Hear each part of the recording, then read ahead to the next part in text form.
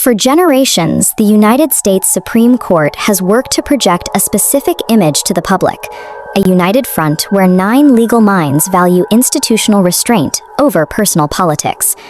The justices actively maintain this reputation by highlighting unanimous rulings on lower-stakes cases and publicizing their group lunches, where they reportedly set aside the docket to share each other's company.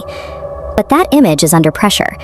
As the court hands down a series of high-stakes decisions, the ideological fractures dividing the justices are becoming visible in the public record.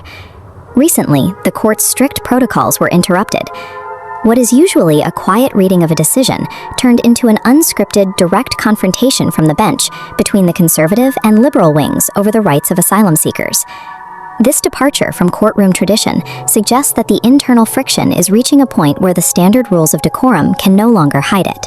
The conflict began with a conservative majority ruling that restricted how migrants can seek asylum at the southern border. Justice Samuel Alito read the summary, stating the policy allows officials to delay entry until migrants can be processed in an orderly way. Typically, dissenters let their written opinions speak for themselves. However, Justice Sonia Sotomayor chose to read her dissent aloud in the courtroom to emphasize her objection. Sotomayor detailed the journey many asylum seekers face and compared the new restrictions to 1939, when the U.S. turned back a ship of Jewish refugees fleeing Nazi Germany, a decision that resulted in roughly 250 deaths in the Holocaust. She concluded that allowing the administration to block these applications regrettably and tragically extinguishes the light of the torch of the Statue of Liberty. Justice Alito then took the rare step of responding off-script. Sounding frustrated, he defended his opinion by noting that the border policy in question had been utilized by both the Trump and Obama administrations. The exchange was a breach of protocol. Justices rarely debate each other spontaneously from the bench, a move that undercuts the image of the court as a dispassionate, objective body. This tension isn't limited to immigration. During oral arguments for a separate case on gun control, the justices used their questioning to dismantle one another's logic in real time.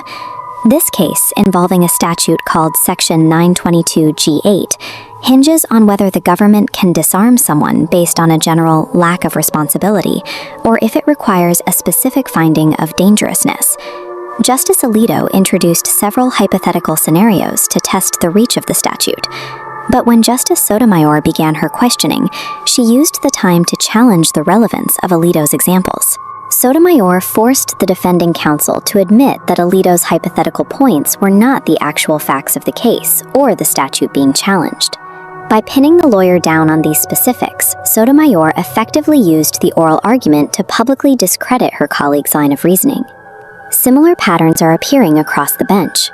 Justices Brett Kavanaugh and Ketanji Brown Jackson have also had public disagreements during their appearances.